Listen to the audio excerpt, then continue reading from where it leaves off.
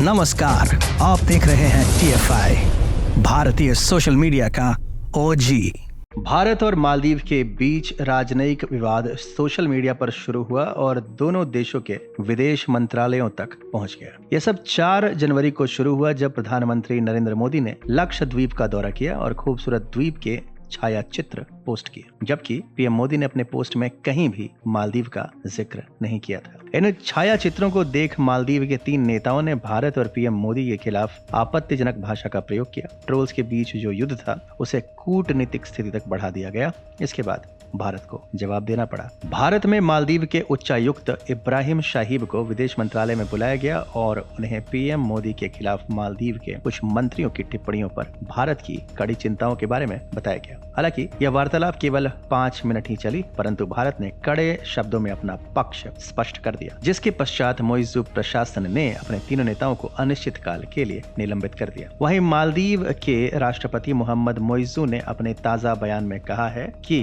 भारत 15 मार्च तक मालदीव में रह रहे अपने सभी सैनिकों को वापस बुला ले। मोइज़ू ने चीन की यात्रा से वापस लौटने के बाद यह समय सीमा तय की है। हालांकि भारत ने अभी तक उसकी मांग पर कोई प्रतिक्रिया नहीं दी है। आइए जानते हैं कि मालदीव में भारत के कितने सैनिक हैं और वे वहां क्या कर रहे हैं। भारत का कहना है कि सैनिक मालदीव के नागरिकों को मानवीय मदद पहुंचाने के साथ राहत बचाव कार्यों में मदद करते हैं। भारत ने मालदीव को 2 हेलीकॉप्टर और एक ड्रोनियर विमान भी दे रखा है। इनका इस्तेमाल मुख्य रूप से समुद्री निगरानी, खोज एवं बचाव अभियान और चिकित्सा निकासी में किया जाता है। भारत के पहले हेलीकॉप्टर और चालक दल ने मालदीव में 2010 में काम करना प्रारंभ किया था। मालदीव में भारत के 77 सैनिक तैनात हैं। इसके अलावा भारतीय सशस्त्र बलों की 12 मेडिकल टीमें भी वहां हैं। मालदीव को झूठे सपने दिखाकर चीन अपने सपने को पूरा करने का जाल बिछा रहा है। हिंद महासागर पर चीन अपना दबदबा बढ़ाना चाहता है, जिसके लिए चीन मालदीव को अपना मोहरा बना रहा है। चीन के प्रेम में अंधे हो चुके मालदीव के राष्ट्रपति मोहम्मद मोइज़ू को कोई साजिश नजर नहीं आ रही है, जिसके कारण वे चीन के चक्रव्यूह में फंसते जा रहे हैं और अपने देश को बर्बादी की ओर लेते हुए जा रहे हैं। मालदीव का भारत को आंख दिखाने की कोशिश करने के पीछे भी चीन ही है। शी जिनपिंग के साथ बढ़ती मोइज़ू की दोस्ती के पीछे चीन का ही फायदा है। पाकिस्तान और श्रीलंका की तरह ही मालदीव भी चीन के डेप्ट ट्रैप डिप्लोमेसी में फंसता जा रहा है। इन देशों को भी चीन ने अपना मित्र बनाया और कर्ज के जाल में ऐसा फंसाया था कि वे अभी तक निकल नहीं पाए। चीन पहले कमजोर देशों को कर्ज के जाल में फंसाता है, उसके बाद कर्ज वसूलने के नाम पर मनमानी करता है। ऑब्जर्वर रिसर्च फाउंडेशन ने मालदीव के कर्ज के बारे में रिपोर्ट पेश की है, जिसके अनुसार मालदीव ने जितना कर्ज ले रखा है उसका 60% हिस्सा चीन से लिया है। कर्ज की यह राशि $1.37 बिलियन है।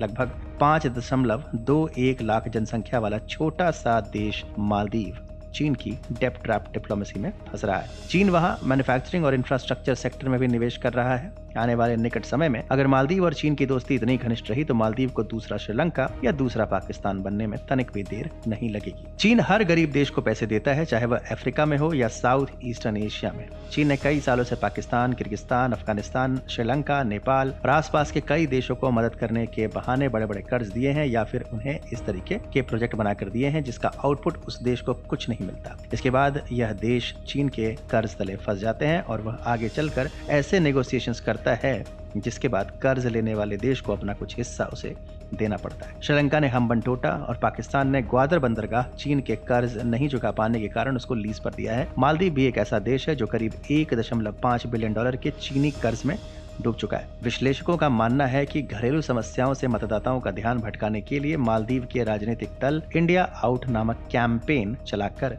राष्ट्रवाद को या कहें तो छद्म और अंध राष्ट्रवाद को बढ़ावा दे रहे हैं। ऐसे में मालदीव की आंतरिक राजनीति भारत के साथ उसके अंतर्राष्ट्रीय संबंधों को प्रभावित कर रही है, लेकिन इसके बाद भी मालदीव में भारत की भूमिका को सिरे से नकारा नहीं जा सकता। भारत और चीन दोनों के लिए मालदीव भी रणनीतिक रूप से बहुत अहम है और इसी कारण दोनों ही देश इस पर अपनी पकड़ बनाए रखना चाहते हैं। हिंद महासागर में मालदीव की लोकेशन उसे अहमियत प्रदान करती है, क्योंकि मालदीव हिंद महासागर में स्थित एक टोल गेट की तरह काम करता है। इस द्वीप श्रृंखला के दक्षिणी और उत्तरी हिस्से में संचार के 2 महत्वपूर्ण समुद्री मार्ग स्थित हैं। पश्चिमी एशिया में अदन की खाड़ी एवं दक्षिण पूर्व एशिया में मल्लिका जल डमरू के बीच समुद्री व्यापार के लिए प्रमुख है। इसके साथ ही खाड़ी देशों से जो भी तेल आता है वह यहीं से होकर गुजरता है। ऐसे में चीन तेजी से बढ़ते हुए मालदीव में अपनी पहुंच बढ़ाने के प्रयास कर रहा है। भारत के लिए भी मालदीव अहम है क्योंकि लक्षद्वीप से केवल 700 किलोमीटर दूर है और भारत के मुख्य भूभाग से मात्र 1200 किलोमीटर की दूरी पर है। भारत की नेबरहुड फर्स्ट पॉलिसी और सागर सुरक्षा सहायता के तहत भी मालदीव जरूरी हो जाता है। मालदीव लंबे समय तक भारत के प्रभाव में रहा है। मालदीव में मौजूदगी से भारत को हिंद महासागर के एक प्रमुख हिस्से पर नजर रखने की क्षमता मिल जाती है। यहाँ पर जब भी कोई राष्ट्रपति चुना जाता था तो वो सर्वप्रथम भारत आता था, परंतु इस बार राष्ट्रपति चुने हुए मोहम्मद मोइजू ने सबसे पहले तुर्की की यात्रा की और हाल में वह चीन का दौरा करके आए हैं। इससे साफ हो रहा है कि मालदीव और भारत के रिश्ते मोइजू की लीडरशिप में खराब होते जा रहे हैं। भारत पिछले कुछ सालों से मालदीव से दूर होता आ रहा है। इसकी वजह यह रही है कि पूर्व की अब्दुल्ला यामीन की सरकार चीन को ज्यादा रास आया और उन्होंने भारत के साथ बेरुखी दिखाई। मालदीव में चीन की दिलचस्पी हाल के वर्षों में काफी बढ़ी है और इससे भारत का असहज होना लाजमी है। वैश्विक संबंधों में यह आम राय बन रही है कि जहां जहां चीन होगा वहां वहां भारत मजबूत नहीं रह सकता। मालदीव से लक्षद्वीप की दूरी जैसा कि पहले बता चुके हैं केवल 1200 किलोमीटर है। ऐसे में भारत यह नहीं चाहता है कि चीन पड़ोसी देशों के जरिए उसके और करीब पहुंचे। एक रिपोर्ट के अनुसार इस छोटे से देश पर चीन का, जैसा कि हमने पहले बताया, 1.5 बिलियन डॉलर का कर्ज है। यह कर्ज उसकी स्वयं की जीडीपी के 1/3 से भी अधिक है।